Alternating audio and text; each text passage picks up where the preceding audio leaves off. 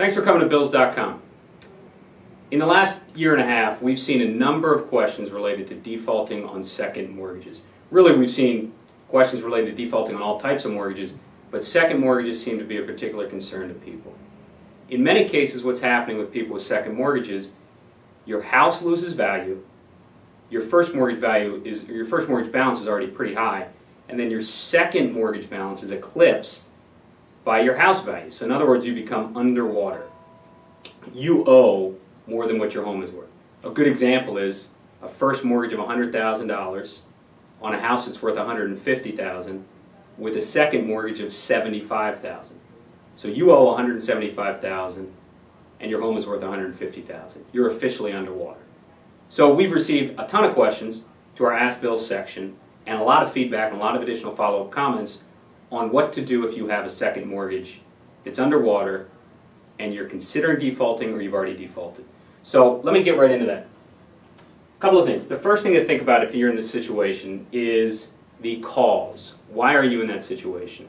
For some people it's going to be a loss of job, loss of income. That can be a result of a divorce, result of some type of medical issue. But the other thing, the second one that a lot of people are facing really is the house value declining. And all of a sudden you find that your second mortgage isn't worth it. You say, hey, I've been making my mortgage payments for a year and a half. Why am I making this mortgage payment? So you need to really strongly consider, write down exactly what your situation is and why you may be facing that challenge. Next thing is, what are you going to do about it? So as a borrower, a lot of the questions we have, they really run into two sections. One, you're either somebody that has made all your payments, or you're somebody that has made a decision to default or is defaulted. Okay, so which of those camps are you in? Lastly, or thirdly, I'm sorry, is the lender reaction. So have you spoken to your lender? What's your lender doing about it? So these three things ultimately lead you to what we're trying to get to today, which is, if you're going to default on a second mortgage, what are your options? The number one thing to do, if you think that you're really in trouble, you can't make your payments anymore, or you don't want to make your payments anymore, you need to contact your lender. Okay? From a second mortgage, in that same example, if a house is worth $150,000, the first mortgage is $100,000, and the second mortgage balance is $75,000, that second mortgage lender, in that instance, does have an incentive to foreclose, because they will recover, there's fees involved, but they will recover $50,000 of their loan balance through a foreclosure. Now, if it's a little different situation, let's say the house is worth $150,000, the first mortgage is $150,000, and the second mortgage is $50,000. In that instance, the lender really has very little incentive to actually foreclose. They're not going to get anything from a foreclosure sale. They'll go through a bunch of legal fees, it won't be fun for anybody, and nobody wins out of that. If you're in that latter situation, you need to contact your lender and tell your lender, you know what, let's call a spade, we're underwater here, these payments are absolutely crushing me, what can we do to work this out? Now, in some cases, the lender may push on you.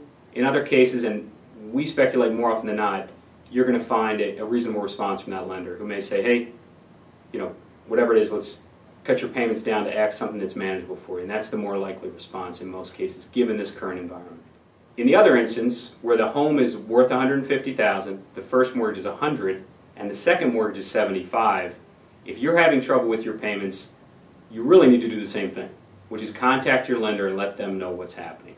In that case, you're really going to need to point to the cause of the hardship, what's actually happening in your life and why you can't make those payments. You need to make a case to them. Hey, here's what's happening.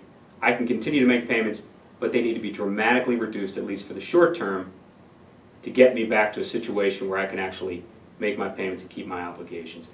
Now, if you continue to make, if you've made your payments up to this point, you're a credible borrower to the lender. So they are going to look probably pretty kindly on that request as long as you clearly lay out your situation. If you have missed payments recently and that lender does have some equity in your house, that second mortgage lender, you're going to have a lot harder time, and you might want to explore other options at this point. Consider a short sale, consider a deed in lieu of foreclosure, or otherwise. Because certainly in that case, the lender is going to be incented to come after you to start the foreclosure process. Bottom line, in all instances with delinquencies today, the number one thing we advise homeowners to do, contact your lender. Okay? In lieu of contacting your lender and finding a good resolution there, go to the hopenow.com website. That's a website put up by the government. The Housing and Urban Development Department of the government has set up that site to help people in just your situation. Hope you enjoyed this session. Hope you found it valuable. We'll talk to you soon.